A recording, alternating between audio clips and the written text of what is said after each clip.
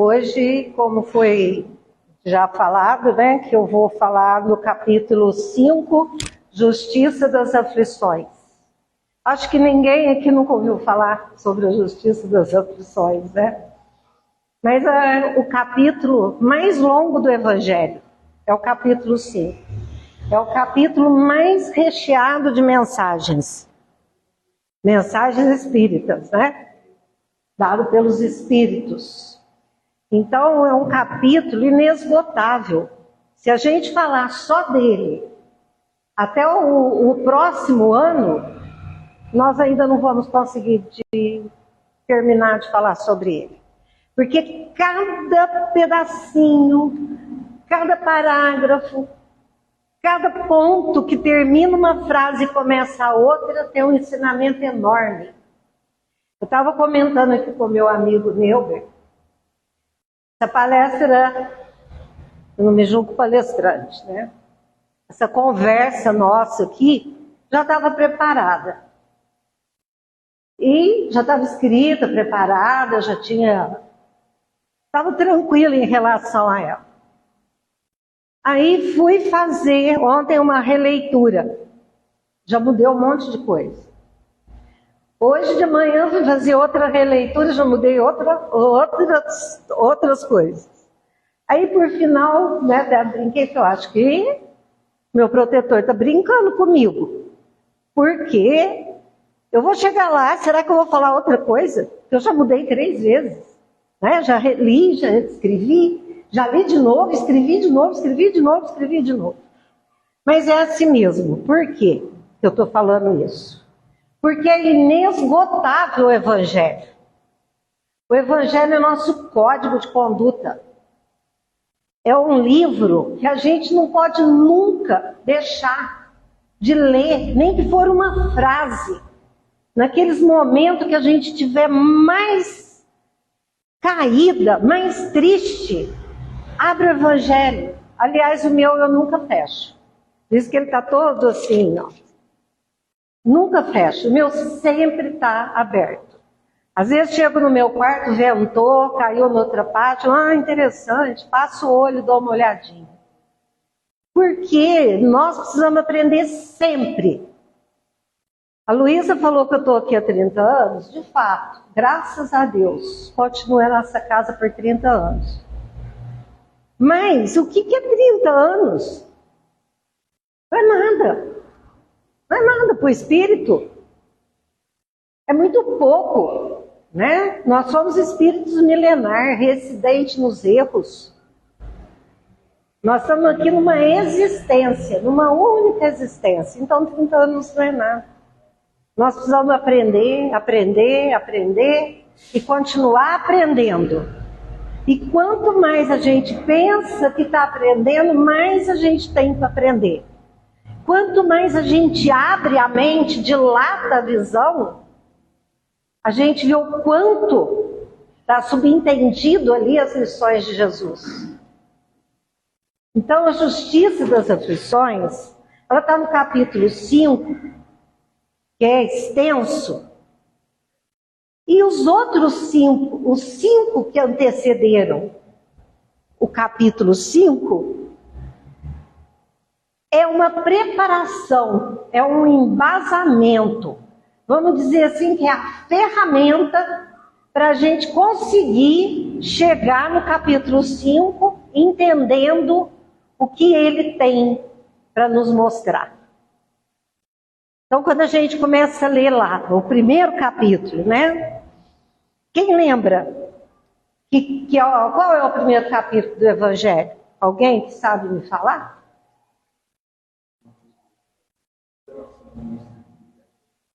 É isso aí, meu amigo. Não vim destruir a lei. Né? Olha que interessante. Chegue em casa, abre, dá uma olhadinha antes de chegar na Justiça das Aflições.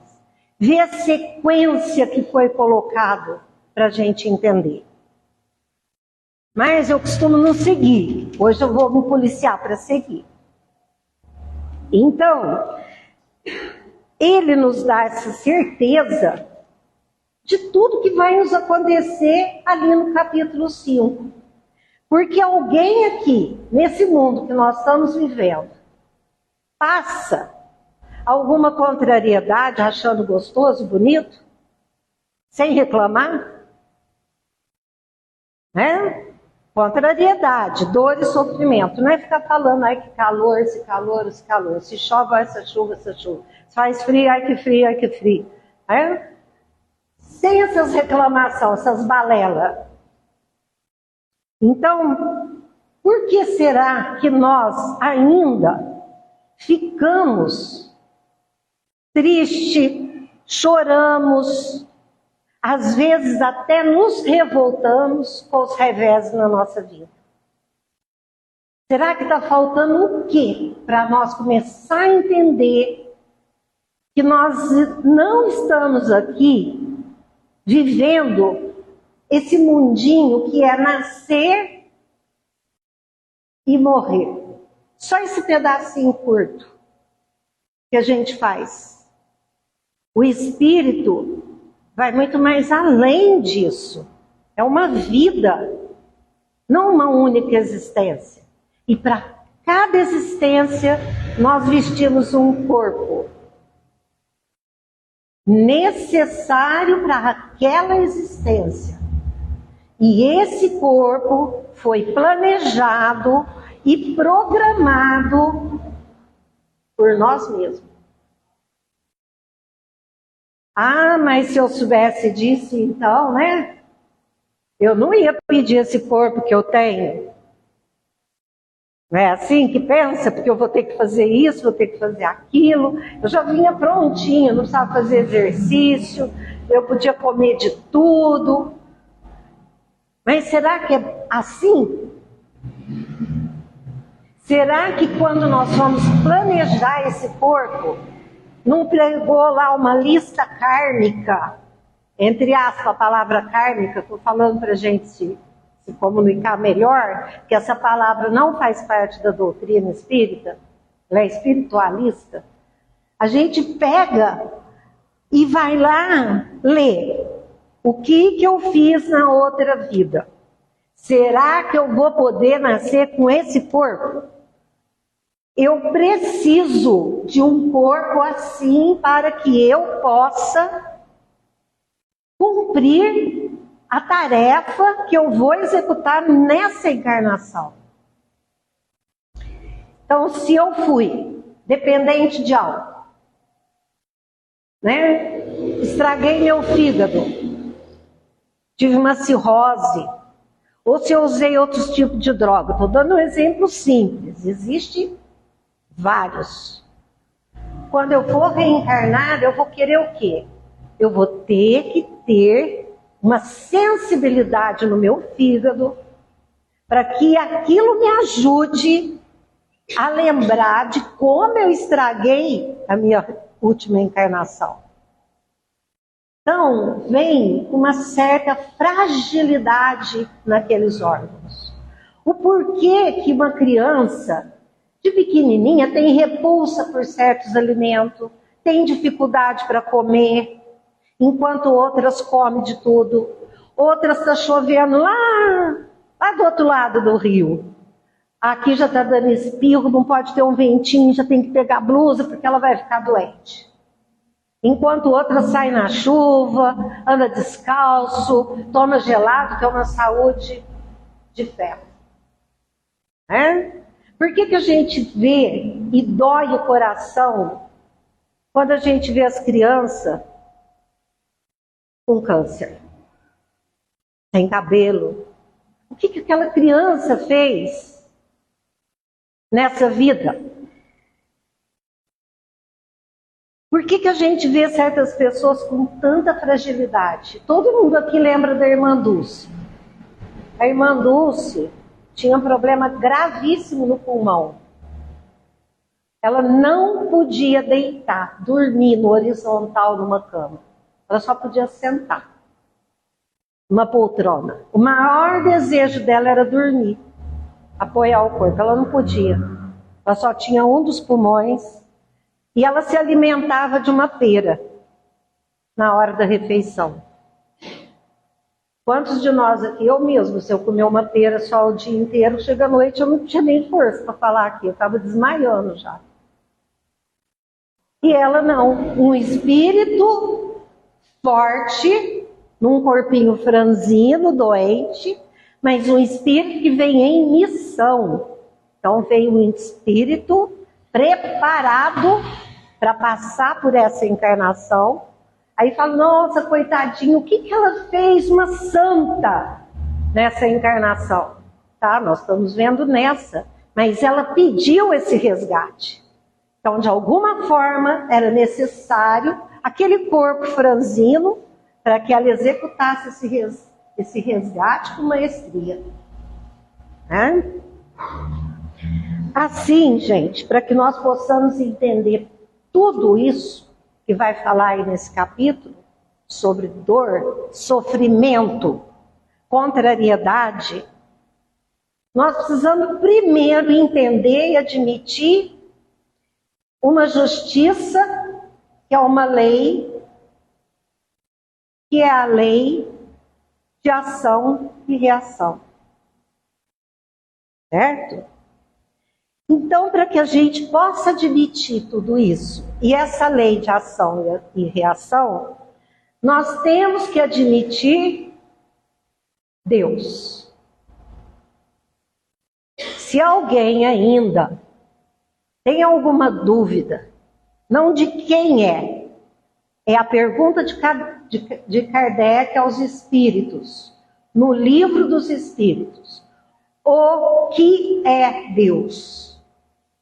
Vai lá no livro dos espíritos, leia a resposta. Então, nós sabemos que Deus é soberanamente justo e bom. Pai de amor, bondade e justiça.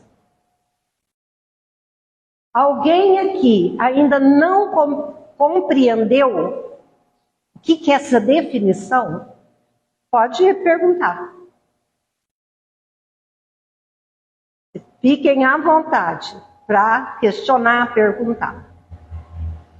Porque se nós tivermos a mínima, milésima dúvida sobre isso, nós não vamos compreender nenhuma mensagem do Evangelho, mas nenhuma frase.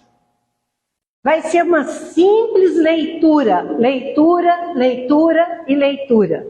Mas nós vamos estar colocados numa carapaça, que não vai deixar que essa lição nos atravesse.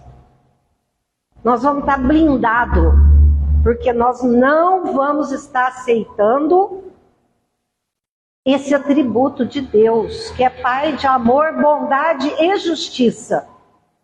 E que Ele não brinca lá em cima, de dar preferência para um, para outro. Por que para um acontece uma coisa, por que para outro não?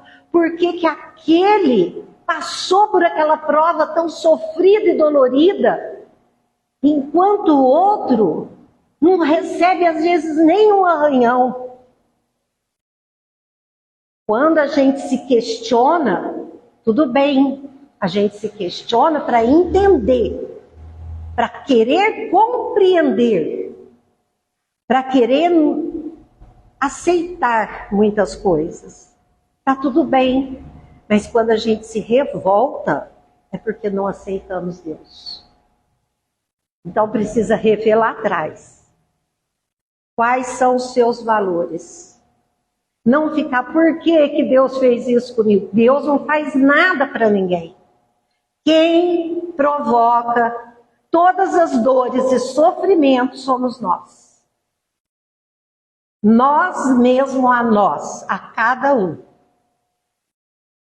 Deus é Pai de amor, bondade e justiça. Não existe um acaso. Não existe nessa nossa vida aqui, nesse planetinha, chamado Terra, lindo e maravilhoso, uma injustiça dele. certo? Nós precisamos entender isso. A partir dessa aceitação, nós vamos entender que toda causa tem que ser justa. Certo? Por quê? Por que toda causa tem que ser justa? O que vocês poderiam me dizer sobre isso?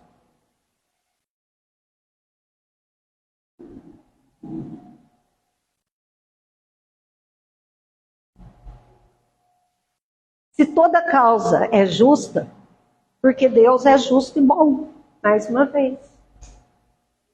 Então, por mais que nós vamos sofrer, e muitas vezes nós vamos demorar para compreender, mas nós não vamos estar sozinhos. Mais uma vez, já falei aqui, quando a gente nasce, Deus nos concede um protetor que nos acompanha todo o tempo, nessa existência e no nosso retorno à pátria espiritual.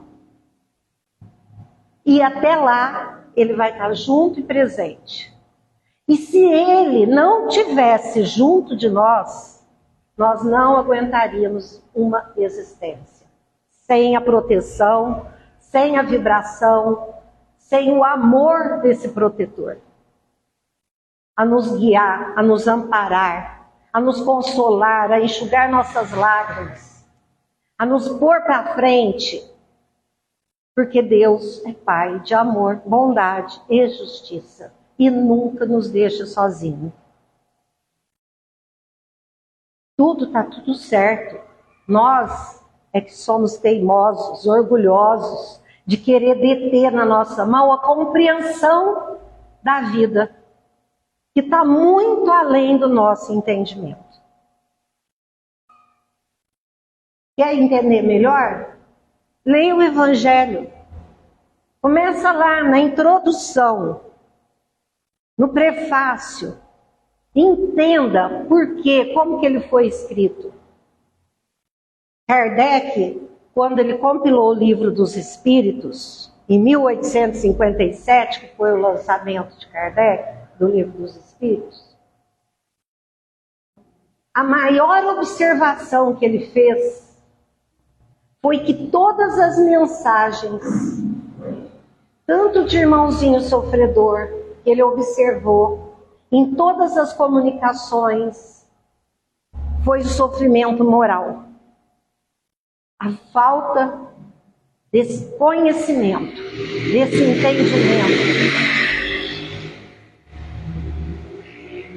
Eu acho, não tenho certeza, vocês podem pesquisar, que 7 anos após, ele lançou o Evangelho segundo o Espiritismo. Que é todo amor, que é todo consolo, que logo após o capítulo 5 é o Cristo Consolador. Maravilhoso. Capítulo maravilhoso. Abre o coração. Entenda cada capítulo. A sequência que foi colocado, um encaixando no outro. É uma obra divina, maravilhosa, é o nosso código moral de vida. Tente entender. Não existe uma injustiça. Cada um recebe de acordo com as suas obras. Se tem as limitações do corpo, tem de outras formas também. Quantas pessoas já nasceram lá em cima, com opulência, como está essa palavra no Evangelho, detentor do poder, do dinheiro, e não souberam usar. Chega nessa encarnação, ela precisa de passar pela miséria, pela falta. Ela aprender que mesmo ali naquela condição, ela tem que sobressair e confiar na divina justiça de Deus. Então somos nós mesmos que amontoamos sobre nós a maioria dos nossos sofrimentos.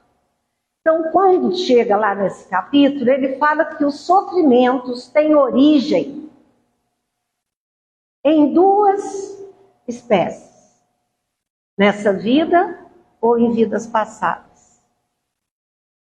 E que mesmo aqui, nessa vida presente, que estamos vivendo agora, essa existência, que muitas vezes nos acontece, né? Muitas coisas que está escrito aqui, causas atuais das aflições. Se você interrogar a sua consciência, você vai ver que você é o autor de tudo que te acontece. Eu vou ler 3 exemplos aqui só. Ao buscar as origens dos males terrenos, percebe-se que muitos são a natural consequência do caráter e da conduta dos que sofrem. Quantas pessoas arruinadas por desordem, desânimo, má conduta ou por não limitarem os seus desejos. Quantas uniões infelizes, fruto do interesse e da vaidade, e nas quais o coração não serviu de nada. Quantos desentendimentos e desastrosas disputas se evitariam com um pouco de calma e menos melindre. E assim vai. Aí vai sobre a irresponsabilidade na criação dos filhos, e vai várias lições para que a gente possa aprender e refletir. E aí nós vamos nas causas anteriores, já falei aqui um pouco sobre o vício, já falei que isso desencadeia as doenças, né? Que a gente possa vir ter, dei exemplo das crianças. Então, nós precisamos o tempo todo ficar atento e trabalhar nossos vícios para transformar esses vícios em virtudes. E principalmente, refletir da nossa existência atual. O que estamos passando? Para que serve? Não por quê. Para quê? O que eu tenho que aprender com isso? O que eu posso modificar? O que eu tenho que dobrar? É dobrar o joelho para fazer oração? Não, é dobrar o orgulho. Ser humilde, reconhecer as nossas próprias faltas. Se perguntar, hoje, o que eu fiz? Eu poderia fazer melhor? Poderia. É se penitenciar. Não é falar, essa semana eu não vou comer carne. Ou na quaresma eu não como carne. Ou eu não vou comer chocolate um ano.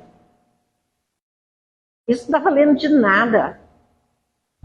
É se penitenciar de falar mal, de ter desânimo, de não ter organização, de não ter disciplina consigo mesma, de desempenhar a paciência, de combater o egoísmo, o orgulho, a raiva. Isso é o que nós precisamos aprender. E é só querer. Começa a fazer um exercício diário e vai pedindo. Lembra que eu falei do protetor? Ele está esperando que peça. Porque ele também não fica igual babá. Ai, você errou. Peça. Tenha humildade. Eu preciso da tua ajuda. Eu não tenho condições de resolver essa pendência sozinho. Eu não gosto daquela pessoa, mas me ajuda a olhar ela com outros olhos. A enxergar uma qualidade nela, porque ela também é filha de Deus. Todos, desde o mais vil assassino, até o mais elevado que vive aqui nessa terra, é filho de Deus. E tem a chama de Deus. Se ele não está no mesmo patamar que a gente poderia enxergar como uma pessoa boa, mas um dia ele vai chegar lá. E não é com o seu ódio, com a sua vontade de vingança que ele vai conseguir. Não, é quebrando essas barreiras. Todos vão conseguir. Fomos criados simples e ignorantes. A oportunidade é para todos.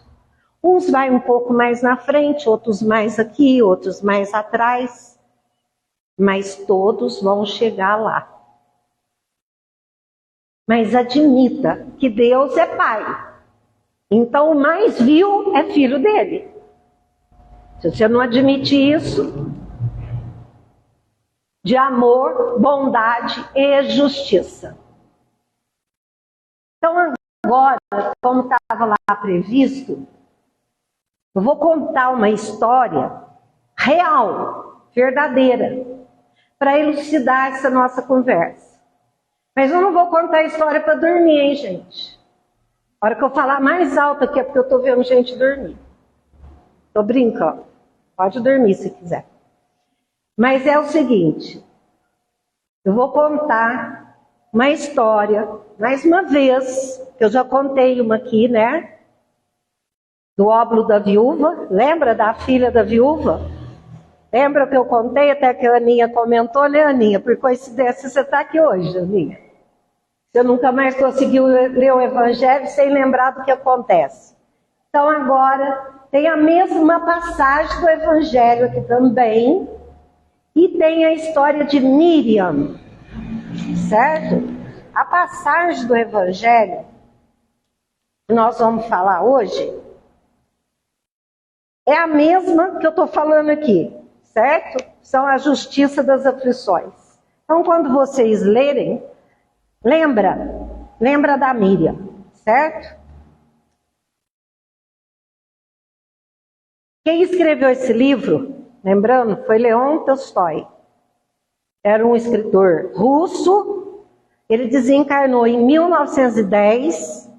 E lá na espiritualidade, como a vida não termina, nós somos espíritos imortais, ele apenas foi transferido para a pátria espiritual.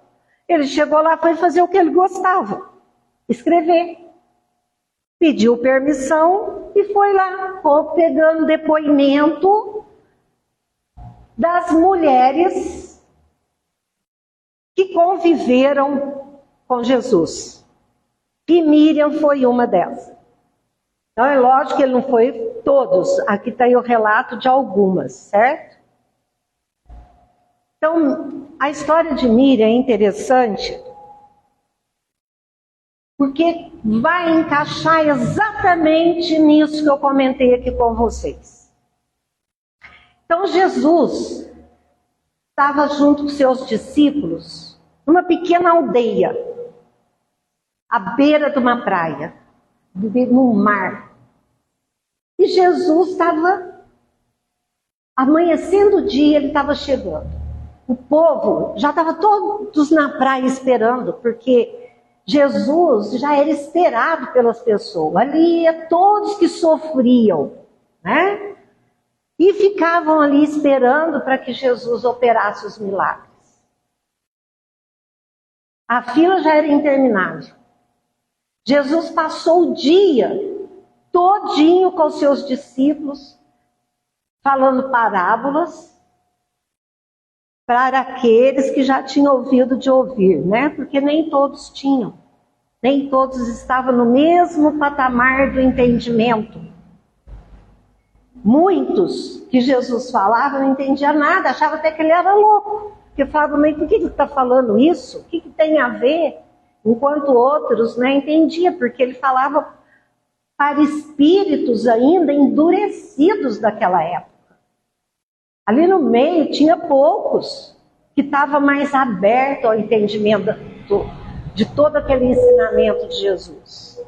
E Jesus, um espírito de escola, elevadíssimo, que veio em missão para nos ajudar, nos deixar esse legado maravilhoso que é o nosso código, nossa conduta de vida. E ele passou o dia ali, ajudando aquelas pessoas, pregando, e mesmo aqueles que não estavam ali, para ser curado, de longe, que ficava em volta, diz que já sentia a vibração e o ambiente só da presença de Jesus. E muitos que recebiam a cura ali, era momentânea. E Jesus sabia que era momentânea, porque eles não estavam prontos, nem com o coração aberto para receber aquela mensagem e aquela cura. Eles acabavam de sair dali e cometiam os mesmos erros. Passava um pouco, estava doente de novo. Tanto que muitos que receberam a cura de Jesus, quando Pilatos estava lá fazendo, vocês falando para o povo de Jesus, que todos pediram, né, que levasse Jesus a ser crucificado, muitos eram esses, porque eles não entendiam o porquê que ele curava e depois eles não tinham a verdadeira cura. Eles não entendiam que era eles mesmos o causador daquilo. Então eles acusavam Jesus, que ele era o charlatão, que a cura não tinha sido verdadeira. Mas eram eles que voltavam a cometer os mesmos atos indignos de ter recebido aquela cura. Então, se a gente for analisando cada detalhinho, nós vamos vendo que tudo resume em nós mesmos, né? Então, Jesus passou o dia ali. Quando foi o entardecer, anunciava uma tempestade gigantesca. O mar já estava agitado, as árvores, tudo anunciava que ia ser uma grande tempestade. As pessoas começaram a se recolher, a voltar para a aldeia, cada um indo para o seu lugar. Os discípulos apreensivos avisou a Jesus, vamos para a aldeia. Jesus falou, não, nós vamos seguir a estrada, até a próxima aldeia. Porém, os discípulos, sem entender aquela atitude de Jesus, apavorado, né, com a tempestade, andavam, né, apavorado, quase que correndo, ainda viram Jesus sair da estrada, entrar para um atalho no meio de um mato, todos fechados e escuro. E ali eles tinham que ir atrás de Jesus, mesmo a contragosto. Quando eles saíram do meio daquele mato, divisa uma casinha de pescador, simples. E Jesus chega até lá, com seus discípulos. É muito bem recebido por um casal. Primeiro foi recebido por um cão, todo feliz, satisfeito, abanando o rabinho, não latiu, não ficou bravo com Jesus, não estranhou, muito pelo contrário, ficou super feliz. A emanação do mestre, né? E a senhora da casa e o senhor pediu que eles adentrassem, deu acolhida a eles. E ali eles passaram a noite. Mas Jesus muito quieto, reflexivo. Os discípulos estavam estranhando, porque ele gostava dessas oportunidades. Principalmente daquelas casas mais simples, daqueles pescadores mais humildes, para aproveitar e passar uma mensagem. Mas Jesus foi em silêncio o tempo todo. Amanheceu o dia, aquela senhora preparou o café da manhã para eles. Até quando eu li a história, fiquei me perguntando, uma pessoa despreparada, né? Chegar e dar café para 12, mais um Jesus, né? Mas tudo bem, né? A história é verdadeira. Ela preparou o café da manhã para todos que estavam ali. E Jesus sai na porta, olha a natureza depois daquela tempestade, observa tudo, a beleza do ar, o ar bom, refinou tudo, limpou, né? Aquele ar agradável, gostoso, aquele lugar que inspirava a reflexão para Jesus. E ele começa a observar tudo em volta. Ele observa a casa, o que está em volta da casa. Aí ele observa que ali existe, está no livro, gente. É muito assim, impressionante que Jesus observa a limpeza do lugar. Tudo era limpo e organizado. Tudo.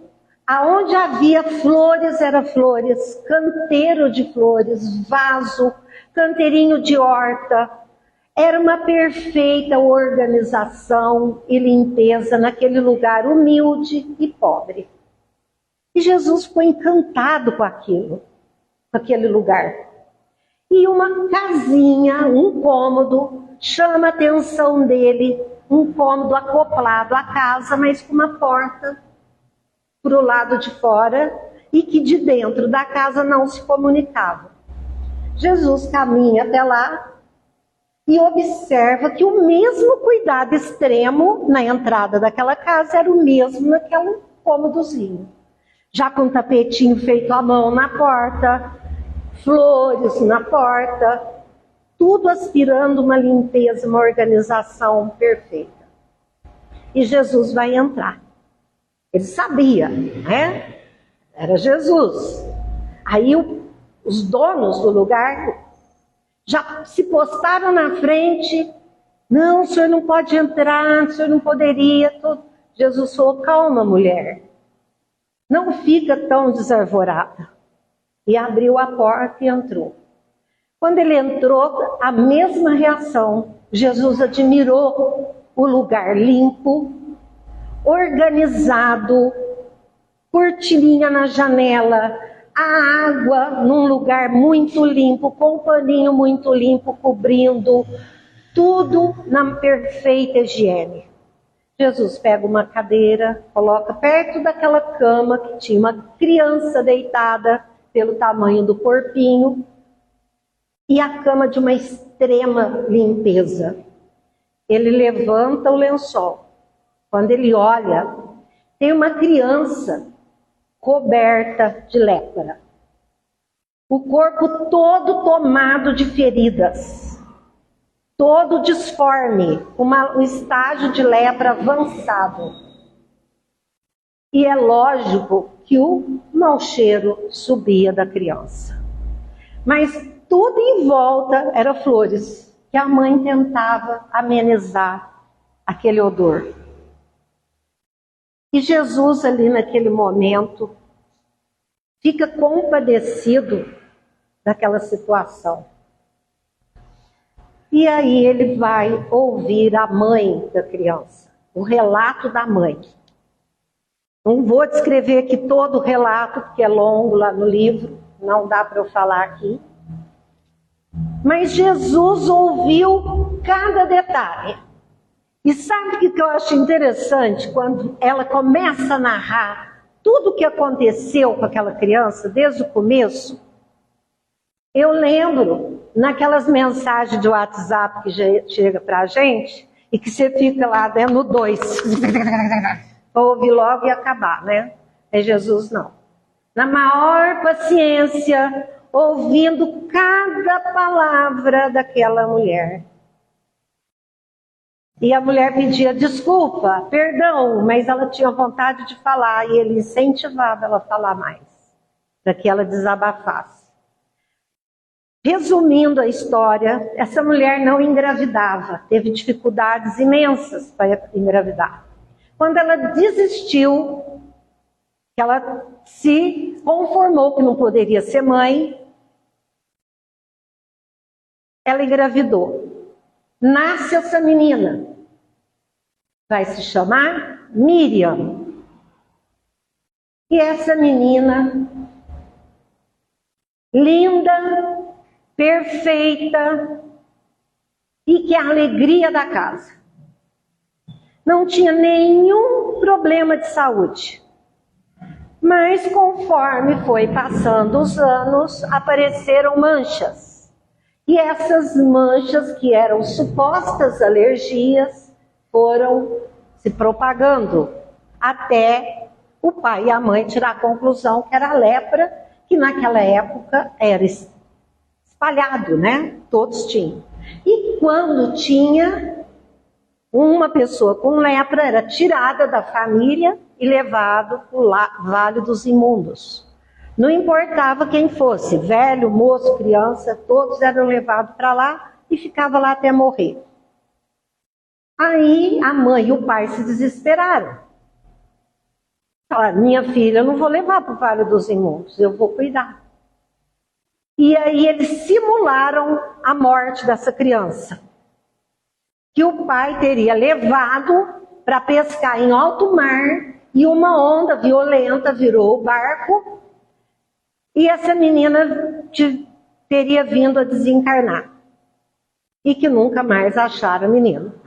Mas eles fizeram esse cômodo, e ali eles puseram, trancaram ela, e ninguém, todos que se aproximavam, o cachorro dava sinal, eles escondiam, e assim ficou a história, ninguém descobriu, durante todo esse processo, esse tempo todo. Até que Jesus chegou lá. Então Jesus ali, parado, olhando para aquela criança, e aí Jesus passou um filme na frente de Jesus. Ouviu toda a mãe, aí ali, agora deixando lá a menina, Jesus sentado na cadeira, nós vamos entrar numa outra história à parte. A menina na cama e Jesus ali. Jesus vê um príncipe egípcio, né, que seria a encarnação dessa menina no passado. Um príncipe egípcio lindo, conquistador, orgulhoso, egoísta, cheio de poder. Acostumado a conquistar, não acompanho mesmo, então vou pular, estou doendo minha mão. Acostumado a fazer o que ele queria. Conquistador. Um dia ele está no mercado lá, não sei o que é isso, como que era, e ele vê uma mocinha toda bonitinha, dos olhos verdes, junto com o pai, comprando aqueles rolos de papiro que eles escreviam, os egípcios escreviam. Ele achou interessante aquela moça fazer aquilo, e com o pai procurou olhar, se insinuou, mas ela estava nem aí para olhar para o príncipe, preocupada com o pai e com os papiros. Foram embora. Ele, curioso, né, cheio das vontades, foi descobrir quem era a moça. Descobriu que o pai era um escriba, o escriba era quem fazia as cópias naqueles papéis, né, nos papiros, que transcrevia a planta daquelas construções do Egito, né? Era tudo registrado, que era um povo muito evoluído. E ali ele descobriu que a moça também sabia ler, que era uma coisa difícil naquela época, uma mulher alfabetizada, e que também era escriba. Ele ficou encantado com aquilo. Não, tem que conhecer e tudo. Fez de tudo até que ele fez com que o pai, que ele era o príncipe, ele mandava, viesse com a filha morar lá no seu castelo, na sua casa faraônica, para cuidar da sua biblioteca e transcrever alguns livros e algumas plantas. Ali a moça foi morar com o pai, meio que a contragosto, mas não podia desobedecer. Ficou ali fazendo aquele trabalho. E o príncipe se transformou num gentil, né? Mas com segundas intenções. Ia lá visitar, fazia amizade, queria fazer alguma coisa para ajudar, mas ele também não sabia nada, esse tipo de coisa assim. Até que um dia o pai da menina adoece e ele fica sem ir lá para a biblioteca. Vai só a mocinha. E a mocinha está lá, toda fazendo o trabalhinho dela, e o príncipe no ouvido dela, né? Tentando convencer a menina, né, que a vida não era bem daquele jeito e tal. E foi conversando, engambelando ela, até que um dia chama ela para passear. Ele foi se mostrando todo gentil. E a mocinha se apaixona por ele. As mesmas histórias, né, gente? Lá na época do Egito, até hoje, né? Aí um pouco de mel nas palavras, a mulher já está lá, apaixonada. Apaixonou, ficou toda feliz, e tudo, e o amor dos dois, e aquilo vai e foi pro ralo e rola. Pronto. Enfim, o O príncipe teve o que quis, não foi mais lá visitar ela na biblioteca e mandou entregar uma joia para ela como presente. Ela mandou devolver a joia, não quis saber, terminou o que ela tinha que fazer lá, catou as coisas e foi embora. Nunca mais viu, passou um tempo, uns meses. Ela foi pedida em casamento por um amigo de escola dela. Ela aceitou, contou a verdade para ele, tudo que tinha acontecido, a história dela com o príncipe, e falou para ele: eu aceito casar com você, você é um bom homem, eu quero ficar bem com você, mas eu continuo apaixonado pelo príncipe. Mas você é sua esposa. Ele aceitou, concordou, falou que com o passar do tempo os dois iam viver muito bem. E aí, não pela ação do destino, passados uns dias, o príncipe tem uma recaída por ela. Sente saudade, sente falta, sente saudade dela. E resolve passar por cima do orgulho e procurar ela. Ela era uma caste inferior.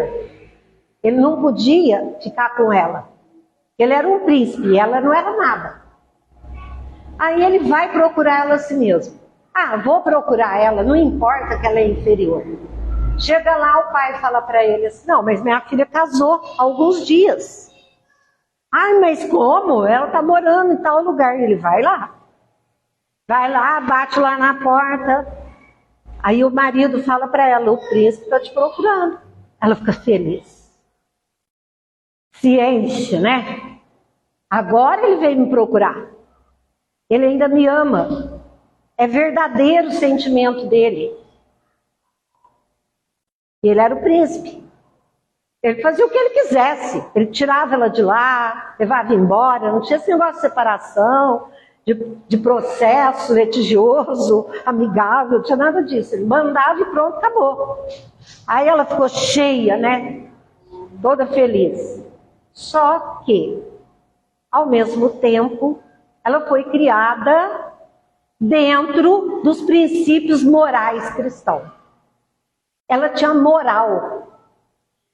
E ela, naquela época, o pai já educava. Ela que teria que ter dignidade, respeito.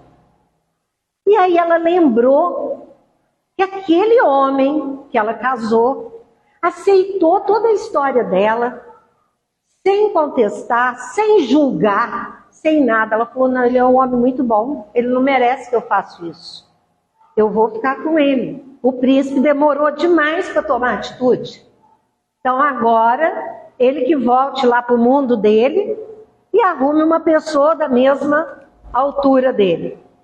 E assim ela responde para ele firme: eu agora sou casado e devo respeito ao meu marido. Aí o príncipe se enche de ódio.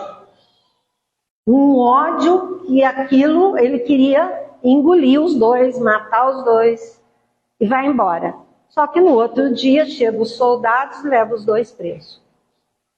Foram jogados numa masmorra, lá no subsolo do casarão, do castelo que ele morava, e ninguém nunca mais pôde ir até lá. Era levado alguns restos de alimento.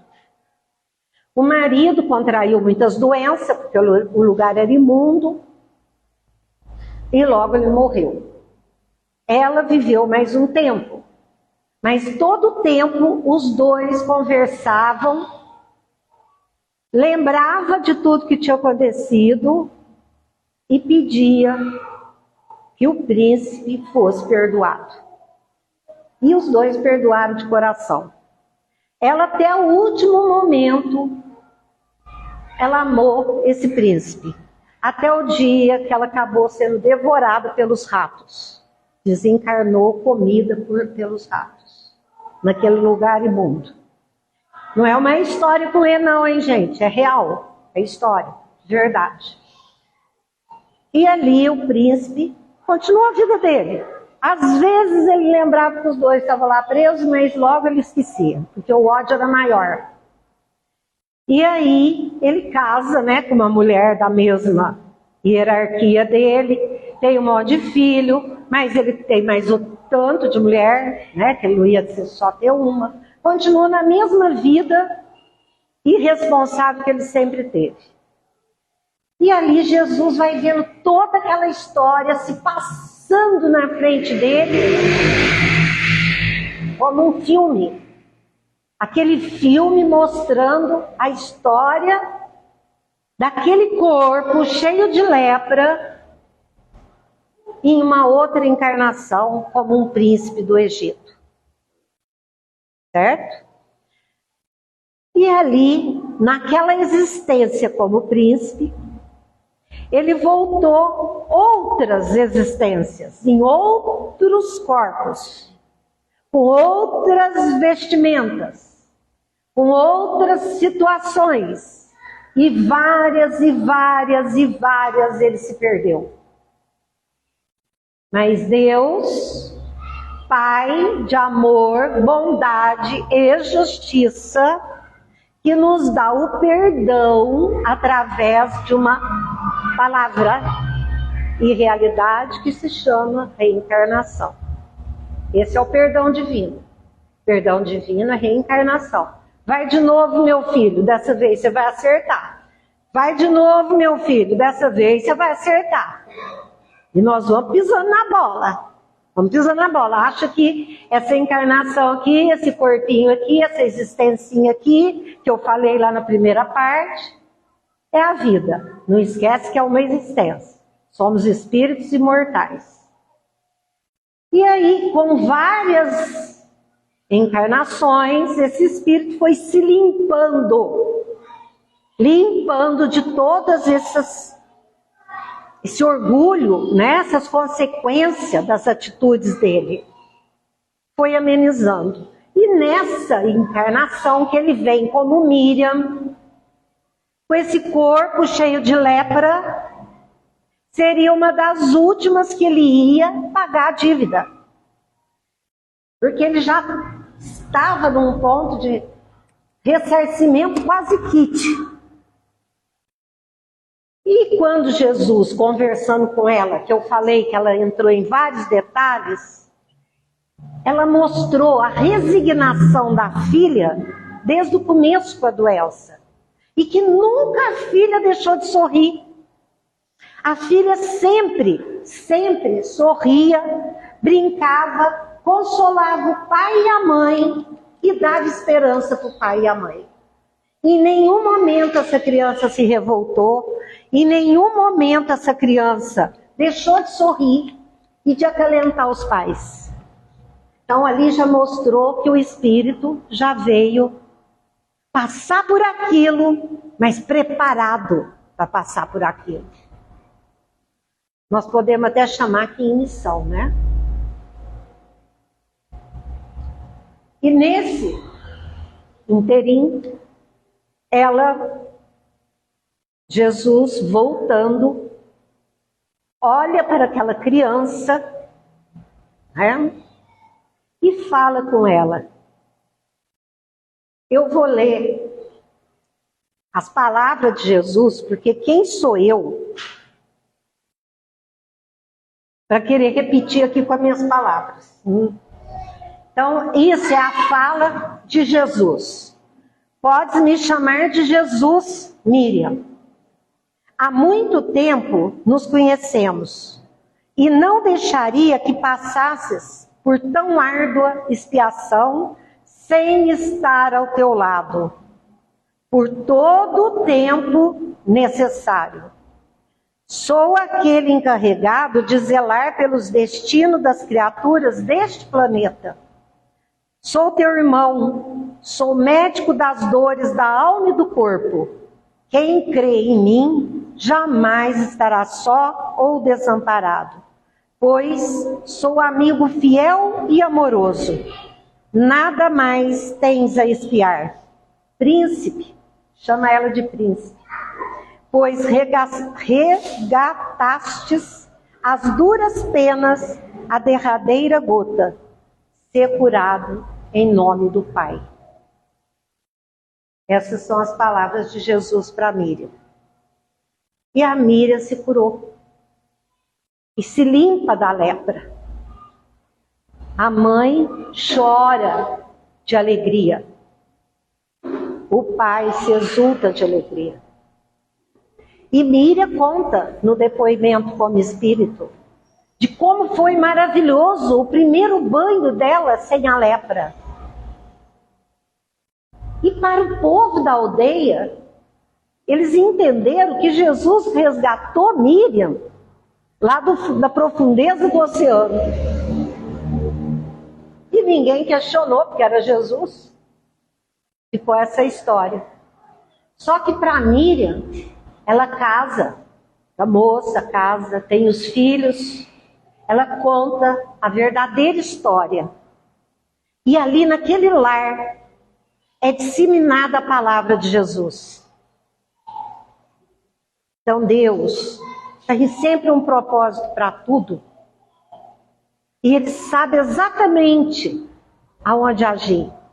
E aos nossos olhos, o que nós vemos como sofrimento é um resgate de passados escabrosos, como diz na oração, escabrosos e de dor, que nós desconhecemos.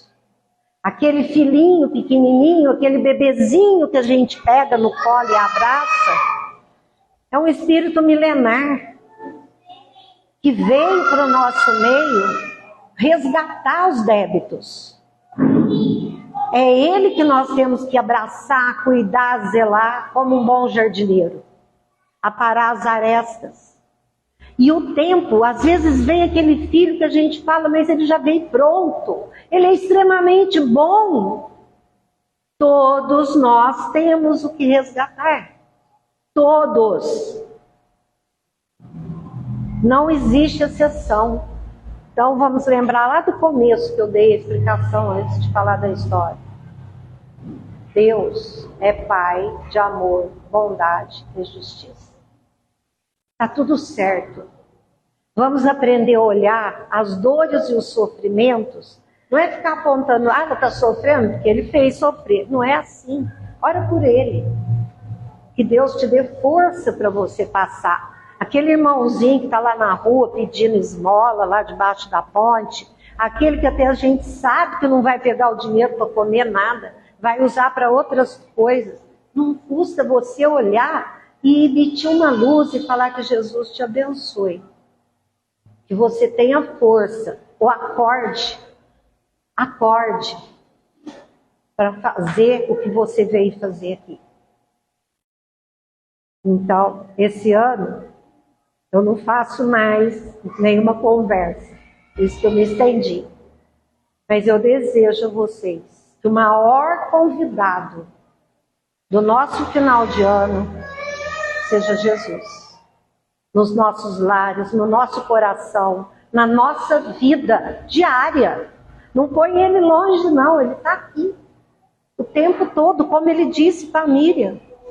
Basta que a gente peça. Certo?